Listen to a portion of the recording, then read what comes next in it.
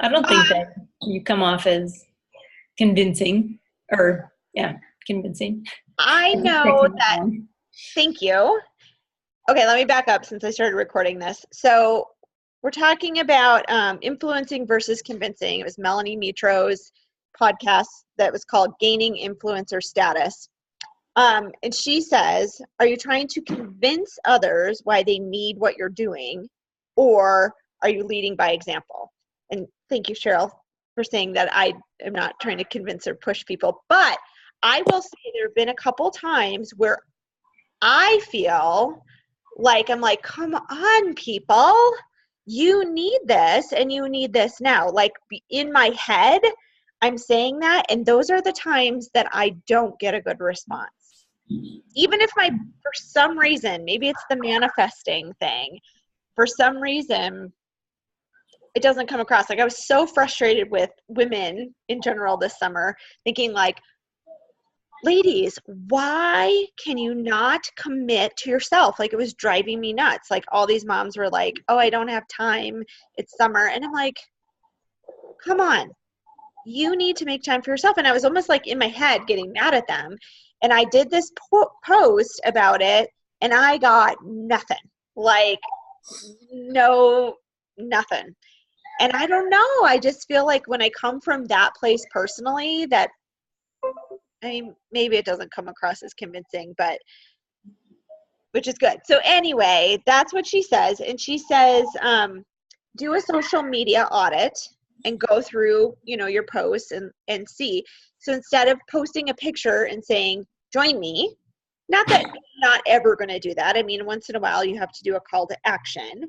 But she says, instead of doing those kind of sales-driven posts, you need to do the kind of walk the talk posts. Like pictures of what you're doing and telling a story, the story. And we've heard that before, but I think it's always good to reiterate that. And I heard a really good wake-up call a long time ago, and I cannot find it again. And she talked about taking your story. So Emily, with To Be Mindset, like there's probably a lot of pieces that have changed for you, like emotionally, habit-wise. So talk about those things and share those stories, but don't share them all at once. Like don't say like, oh, now I have a plan when I go out to eat and I have a plan when I work, and before when I would work I would do this. Like take each of those little parts and make a story out of each of those. And she said stories about how Beachbody has changed your life in a very authentic way, very personal. Like she did an example about how somebody made her feel small.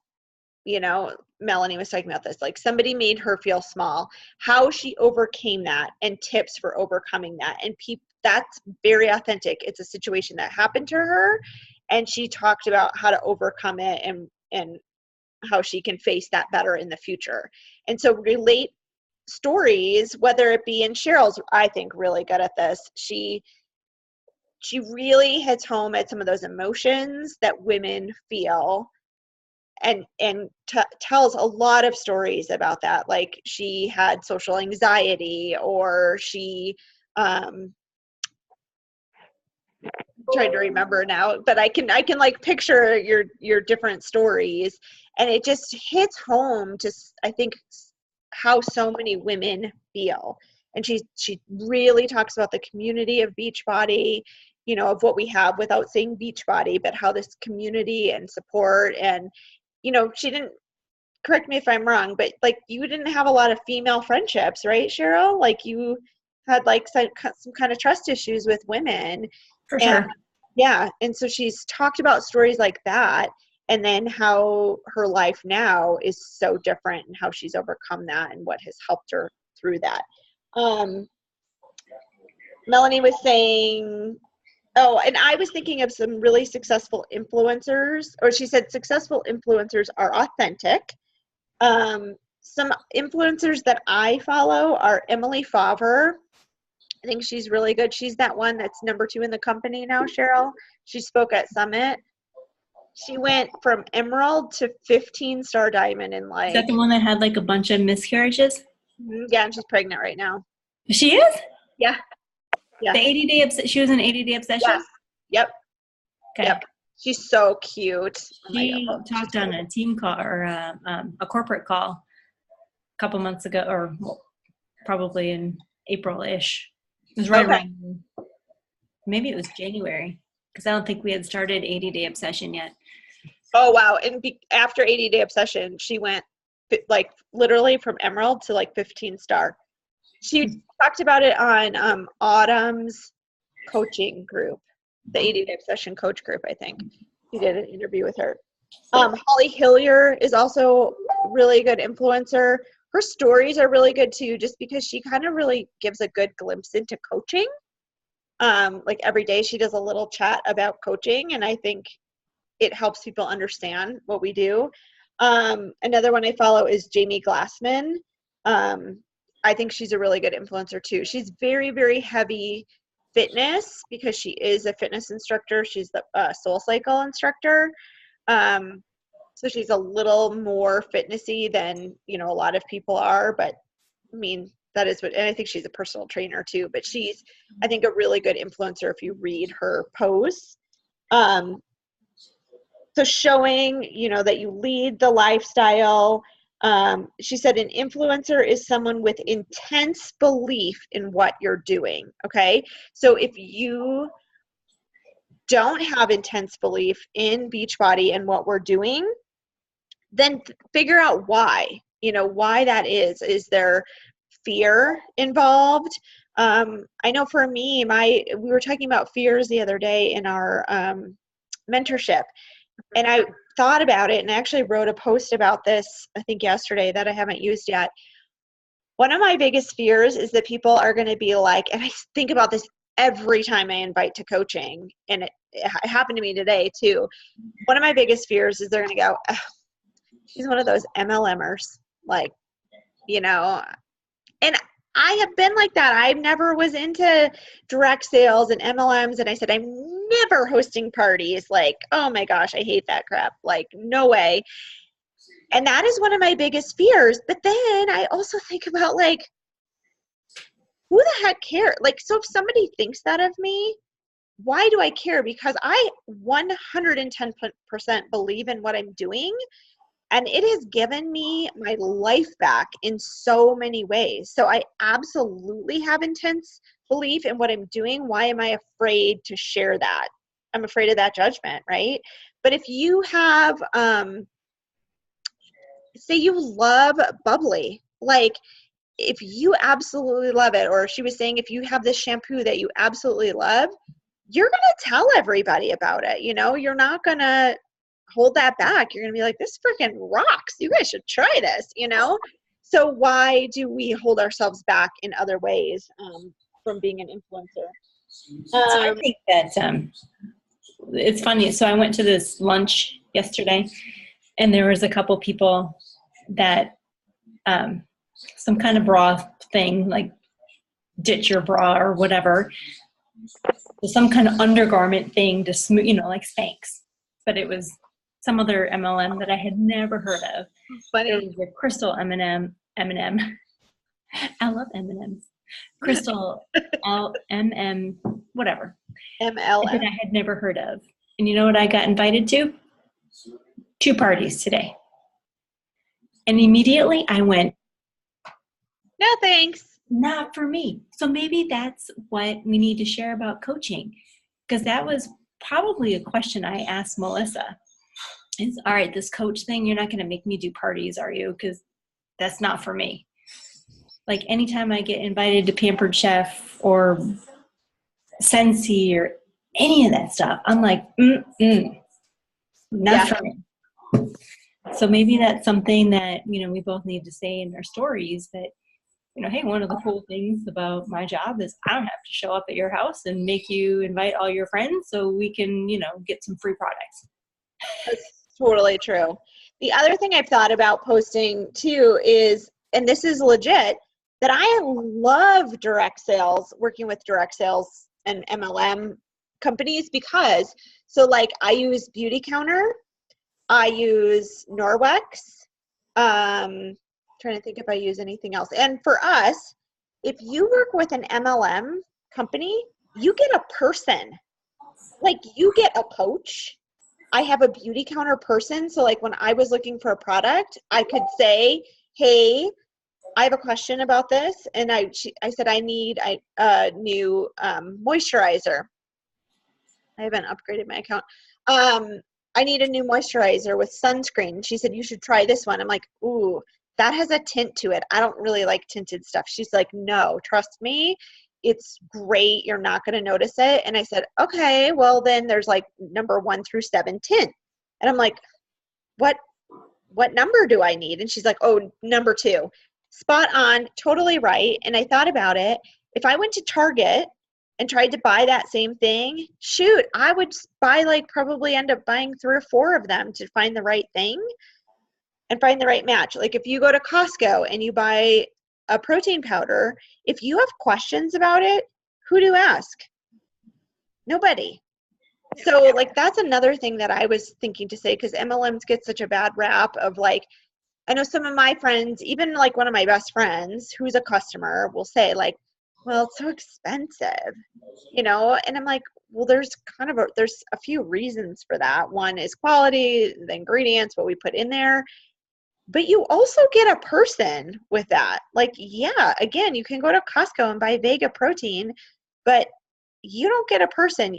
You don't know anything about that product other than being able to Google search it, So True. those are really both good things. Yeah, I think the party thing, maybe people do think that. And they might think we have to carry inventory too. Yeah. I've been to some Scentsy people's houses that's like, I'm glad that's not my house. LuLaRoe, freaking crazy amount of inventory. They have to have like $5,000 in inventory or something. And I was at a party once and they, like this vendor party, same thing, like all these other vendors were there. And the LuLaRoe people, they like brought in their husbands. They had like loads. And I thought, oh my gosh, I would not want to lug that stuff around all the time or have it at my house. Like how awful would that be? What's Graham? Answer it. It's her birthday. She was also saying like, if you don't have intense belief in what you're doing, a reason might be because you haven't fully gone through the experience. So, like Emily, you've gone through 2B Mindset and you have a great experience, but we have new coaches that have not gone through a program or have not had Shakeology for 30 days. And so, do that and talk about that and share about that and have that full experience, and see, where you are with that.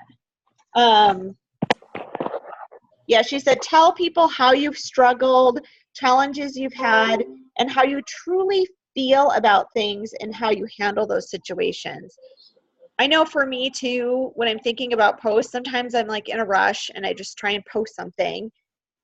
So I do try, and like today I did a post about, where I was a year from now. And I find that if I just sit down and take a few more minutes and really allow myself to like speak from my heart and true emotion, I really do get a lot better traction on those posts because they are authentic and you are speaking truth versus just like, hey, did my workout today, but if you talk about like, even yesterday in my stories, I thought about it and I was like, oh my gosh, on a day like today, I totally would have skipped a workout before, but here's why I'm not, things like that. Yeah, and then those real stories help people get to know us, help people identify with us. Do you follow Melanie on Instagram? I have. I kind of will look at her stuff every once in a while, but I don't really follow it daily. I do listen to her stories look like. I'm gonna look. She typically, in hers are, that girl is like consistent. She does the same thing almost all the time, and she tells her story over and over and over. Like I have her story memorized. She's been coaching for 6-7 years, and she keeps telling her story. And that's the other thing is,